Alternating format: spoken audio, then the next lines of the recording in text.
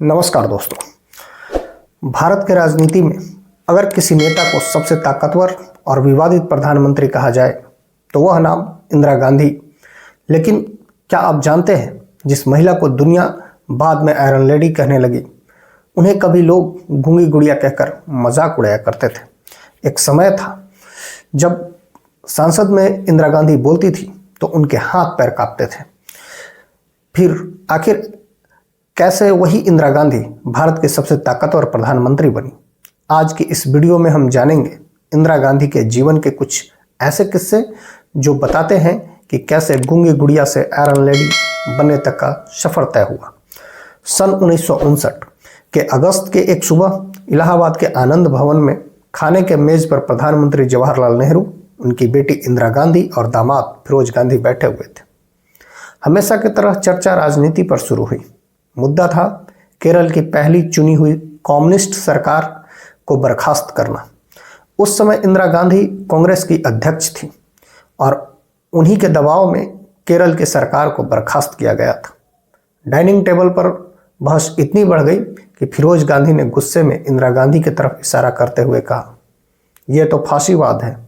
Swedish पत्रकार और लेखक बर्टिल फाल्क अपने एक आर्टिकल में लिखते हैं, फिरोज गांधी पहले व्यक्ति थे जिन्होंने अपनी पत्नी की तानाशाह प्रवृत्ति को पहचान लिया था। लेकिन उस समय शायद किसी को अंदाजा नहीं था कि एक दिन यही महिला भारत की सबसे शक्तिशाली प्रधानमंत्री बनेंगी। 11 जनवरी 1966 ताशकंद में भारत के प्रधानमंत्री लाल बहादुर शास्त्री का अचानक निधन हो गया। Just hours after signing an agreement with Pakistan to withdraw troops from disputed Kashmir.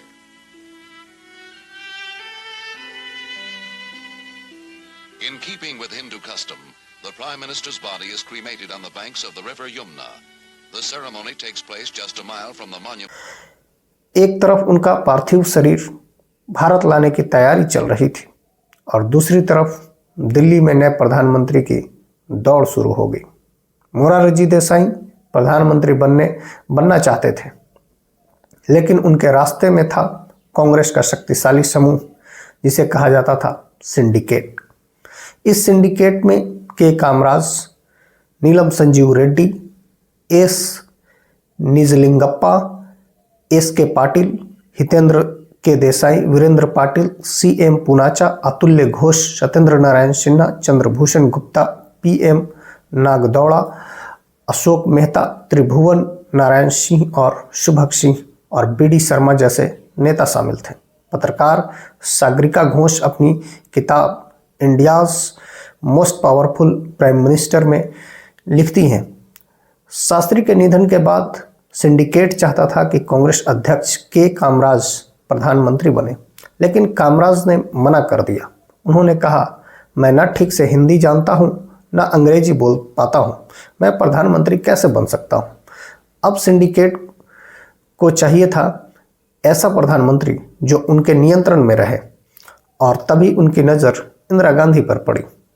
उस समय इंदिरा गांधी सूचना प्रसारण मंत्री थी। संसद में सवालों को जवाब देते समय उनके हाथ पैर कांपते थे। इसी कारण लोग उन्हें गूंगी गुड़िया कहने लगे थे।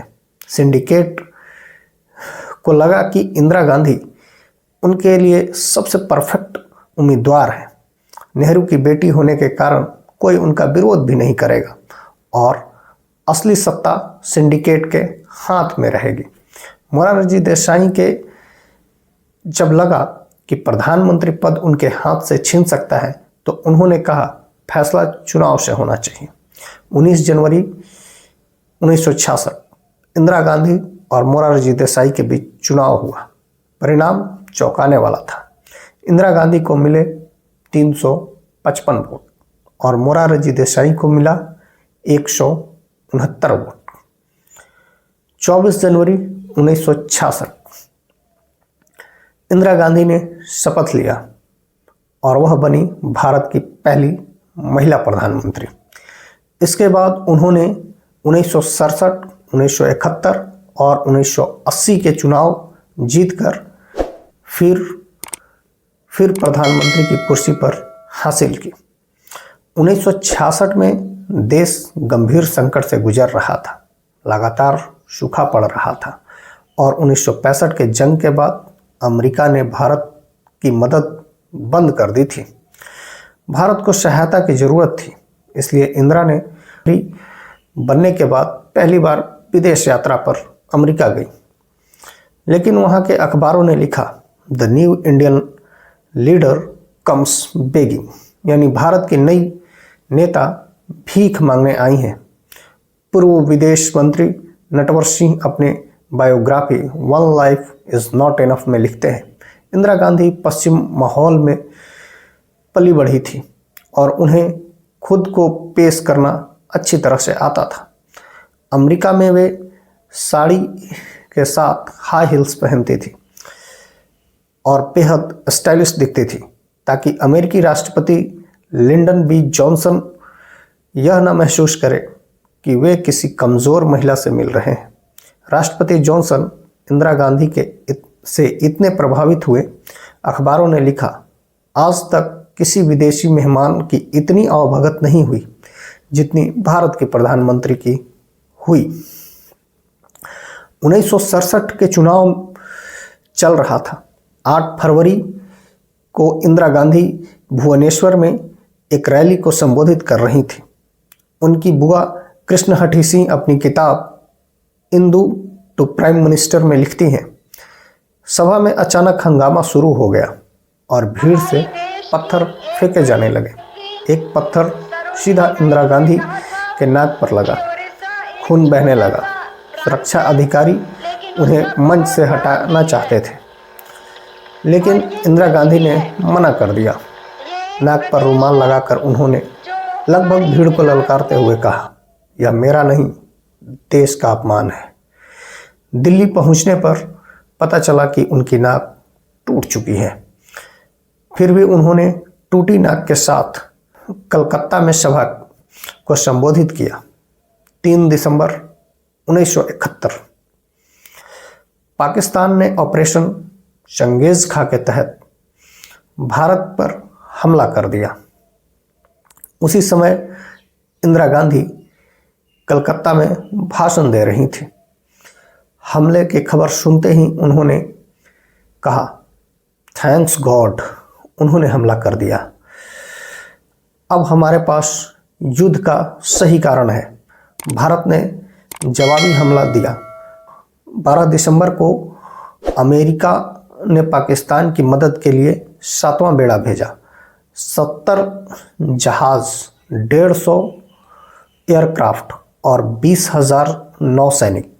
लेकिन इंदिरा गांधी ने रामलीला मैदान में कहा, हम किसी से डरेंगे नहीं, जरूरत पड़ी तो दुश्मन के मुकाबले मुक्कों से भी करेंगे और हम लड़ेंगे। युद्ध सिर्फ 14 दिन चला। अमेरिकी बेड़ा बंगाल की खाड़ी तक पहुंचता उससे पहले पाकिस्तान ने आत्मसमर्पण कर दिया। 93,000 नौसैनिक हथियार डाल दिए और दुनिया के नक्शे पर एक नया देश बना, बांग्लादेश। 12 जनवरी 1975 इलाहाबाद हाईकोर्ट ने इंदिरा गांधी के चुनाव को अवैध घोषित कर दिया। उन्हें 6 साल तक चुनाव लड़ने से रोक दिया गया। उनके निजी सचिव यशपाल कपूर सरकारी कर्मचारी होते हुए चुनाव में उनके एजेंट की तरह काम कर रहे थे। इसके बाद इंदिरा गांधी ने इस्तीफा देने का मन बना लिया, लेकिन उसी समय उनके छोटे बेटे संजय गांधी ने कहा, इस्तीफे का सवाल ही नहीं उठता है। बाबू जगजीवन राम ने भी कहा, अगर आप पद छोड़ रही हैं तो उत्तराधिकारी चुनने का फैसला हम पर छोड़ दीजिए। इसके बाद इंदिरा गांधी ने फैसला बदल दिया। 25 जून 1975 को उन्होंने देश में आपातकाल घोषित कर दिया। 21 महीने तक देश में प्रेस सेंसरशिप, विपक्षी नेताओं को गिरफ्तारी और कई विवादित फैसले हुए। 1977 के चुनाव में कांग्रेस कि बुरी तरह से हार हुई और सिर्फ 153 सीट पर सिमट गई। हार के बाद मोरारजी देसाई देश के प्रधानमंत्री बने। इसी दौरान बिहार के बेलछी गांव में दलितों की हत्या की घटना हुई। इंदिरा गांधी वहां जाने के लिए निकल पड़ी। पटना तक ट्रेन से आई, फिर जीप से गई, फिर ट्रैक्टर, और फिर जब कीचड़ में ट्रैक्टर फंस गया, लेकिन रास्ता कीचड़ से पूरा भरा हुआ था, आखिरी में उन्होंने हाथी पर बैठकर गांव तक पहुंचने का फैसला किया। लंदन से के अखबार गार्जियंस ने लिखा, इंदिरा के वोटरों ने उन्हें सिर्फ 10 मिनट में माफ कर दिया। 1980 के चुनाव कांग्रेस ने 353 सीटें जीती, फिर सत्ता में वापसी हुई और इंदिरा गांधी दोबारा प्रधानमंत्री बन गई। पंजाब में खालिस्तान आंदोलन तेज हो गया था। आंदोलन का नेतृत्व कर रहे थे जरनैल सिंह भिंडरेवाला। उन्होंने अमृतसर के हरमंदिर साहिब परिसर को अपना ठिकाना बना लिया था।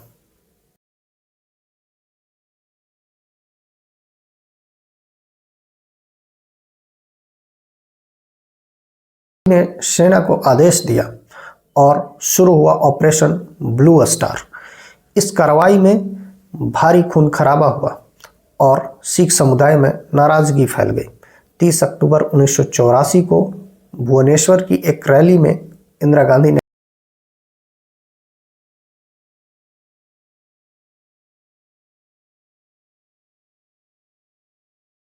कहा, मैं आज यहाँ हूँ, कल शायद यहाँ ना रहूँ, लेकिन जब मैं मरूंगी तो मेरे खून का एक एक कतरा भारत को मजबूत करेगा। और सचमुच 24 घंटे बाद 31 अक्टूबर 1984 को उनके ही 2 सिख बॉडीगार्ड ने उन्हें गोलियों से भून दिया। भारत की सबसे शक्तिशाली प्रधानमंत्री हमेशा के लिए इतिहास बन गई। दोस्तों, इंदिरा गांधी का जीवन विरोधाभास से भरा रहा। कभी उन्हें गूंगी गुड़िया कहा गया, तो कभी उन्हें आयरन लेडी कहा गया। को युद्ध में जीत दिलाई, तो कभी इमरजेंसी जैसे फैसले के लिए आलोचना झेलना पड़ा। लेकिन एक बात तय है, भारत की राजनीति में इंदिरा गांधी जैसे प्रभावशाली और ताकतवर व्यक्ति बहुत कम देखने को मिलता है।